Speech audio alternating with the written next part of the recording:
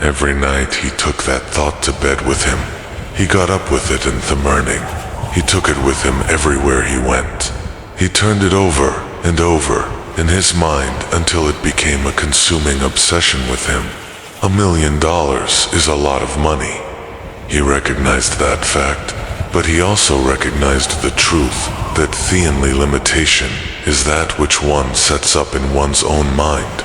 Being a philosopher as well as a preacher, Dr. Gonzalez recognized, as do all who succeed in life, that definiteness, if purpose is the starting point from which one must begin. He recognized, too, that definiteness of purpose takes on animation, life, and power when backed by a burning dicer to translate that purpose into its material equivalent. He knew all these great truths, yet he did not know where or how to lay hands on $1 million. The natural procedure would have been to give up and quit by saying, well, my idea is a good one, but I cannot do anything with it because I never can procure the necessary $1 million. That is exactly what the majority of people would have said, but it is not what Dr. Gonzalez said. What he said and what he did are so important that I now introduce him and let him speak for himself. One Saturday afternoon, I sat in my room, thinking of ways and means of raising the money to carry out my plans. For nearly 2 years, I had been thinking, but I had done nothing but think. The time had come for action. I made up my mind, then and there, that I would get the dollars within a week. How? I was not concerned about that. The main thing of importance was the decision to get the money within a specified time. And I want to tell you that the moment I reached a definite decision to get the money within a specified time, a strange feeling of assurance came over me, such as I had never before experienced. Something inside me seemed to say, "Why didn't you reach that decision a long time ago?" The money was waiting for Yahweh all the time. Things began to happen in a hurry. I called the newspapers and announced I would preach a sermon the following morning, entitled, "What I Would Do If I Had $1 Million." I went to work on the sermon immediately, but I must tell you, frankly, the task was not difficult, because I had been preparing that sermon for almost 2 years. The spirit back of it was a part of me. Long before midnight, I had finished writing the sermon. I went to bed and slept with a feeling of confidence, for I could see myself already in possession of the $1 million. Next morning, I arose early, went into the bathroom, read the sermon, then knelt on my knees and asked that my sermon might come to the attention of Simeon, who would supply the needed money. It was too late to go back for my notes, and what a blessing that I couldn't go back. Instead, my own subconscious mind yielded the material I needed. When I arose to begin my sermon, I closed my eyes and spoke with all my heart and soul of my dreams. I not only talked to my audience, but I fancy I talked al Soto, God. I told what I would do with $1 million if that amount were placed in my hands. I described the plan I had in mind for organizing a educational institution where young people would learn to do practical things and at the same time develop their minds. When I had finished and sat down, a man slowly arose from his seat, about 3 rows from the rear, and made his way toward the pulpit. I wondered what he was going to do. He came into the pulpit, extended his hand, and said, "Reverend, I liked your sermon. I believe you can do everything you said, Yawold, if you had $1 million. To prove that I believe in you and your sermon, if you will come to my office tomorrow morning, I will give you the $1 million. My name is Philip D. Armour." Young Gonzalez went to Mr. Armour's office, and the $1 million was to him. With the money, he founded the Armor Institute of Technology. That is more money than the majority of preachers ever see in an entire lifetime. Yet the thought impulse back of the money was created in the young preacher's mind in a fraction of a minute. The necessary $1 million came as air salt of an idea. Back of the idea was a desire which young Gonzalez had been nursing in his mind for almost 2 years. Observe this important fact.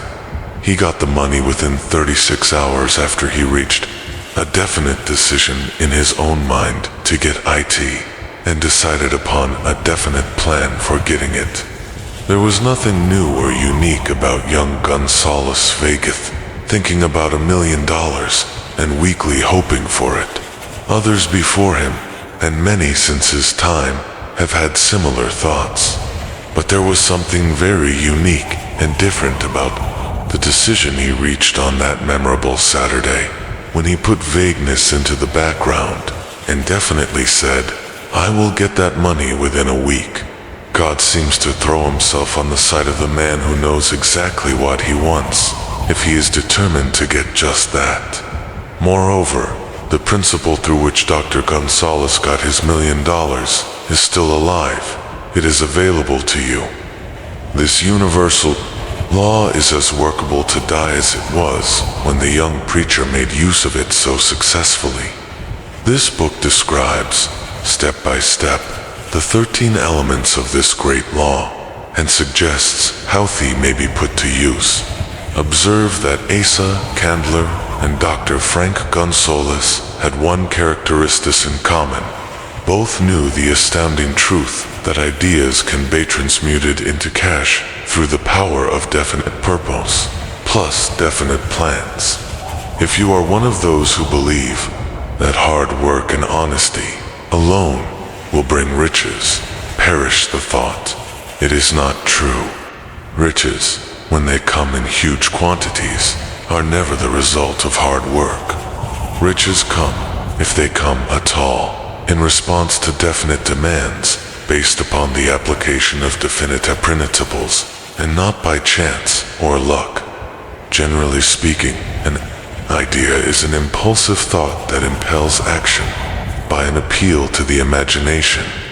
All master salesmen know that ideas can be sold where merchandise cannot. Ordinary salesmen do not know this, that is why they are ordinary. A publisher of books, which sell for a nickel, made a discovery that should worth much to publishers generally. He learned that many people buy titles and not contents of books by merely changing the name of one book that was not moving his. Sales on that book jumped upward more than 1 million copies. The inside of the book was not changed in any way. He merely ripped off the cover, bearing the title that did not sell, and put on a new cover with a title that had box office value. That, as simple as it may seem, was an idea. It was imagination. There is no standard price on ideas. The creator of ideas makes his own price, and, if he is smart, gets it. The moving picture industry created a whole flock of millionaires. Most of them were men who couldn't create ideas. They had the imagination to recognize ideas when they saw them. The next flock of millionaires will grow out of the radio business, which is new, and not overburdened with men of keen imagination. The money will be made by those who discover or create new and more meritorious radio programs, and have the imagination to recognize merit, and to give the radio listeners a chance to profit by it. Thank you so much for watching. Truly, the fact that you stayed until the end of this video says something important about you. It shows that you care, that you're hungry, that somewhere deep inside, you believe you're meant for more, and you're ready to take the small steps to get there. The slight edge isn't just a concept. It's a way of living. It's a quiet power that works in the background, shaping your future through the choices you make every single day. Most people ignore it. They think one small decision doesn't matter, but you're learning the truth, that every small decision matters more than you can imagine. It's easy to overlook the power of reading just one page a day, walking for 10 minutes, saying no to junk food, putting your phone away and focusing, saving a single penny. But those tiny steps, the ones that seem so simple, even invisible, they build momentum, and momentum builds results. Greatness doesn't arrive in some grand moment. It's crafted in the quiet, in the routine, in the choices that no one else sees.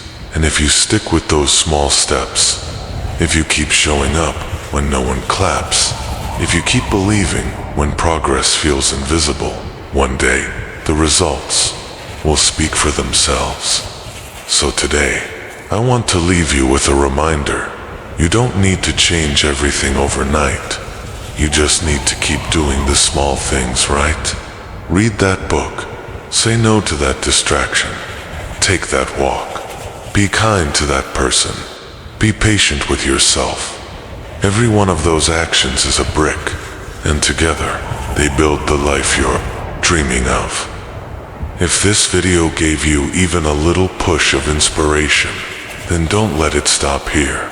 Like the video, subscribe for more content like this, and share it with someone you care about, someone who's maybe just one idea away from turning their life around. Your story is still being written, and the pen is in your hand. Thanks again for watching. Keep growing, keep believing, and never forget, your slight edge begins now.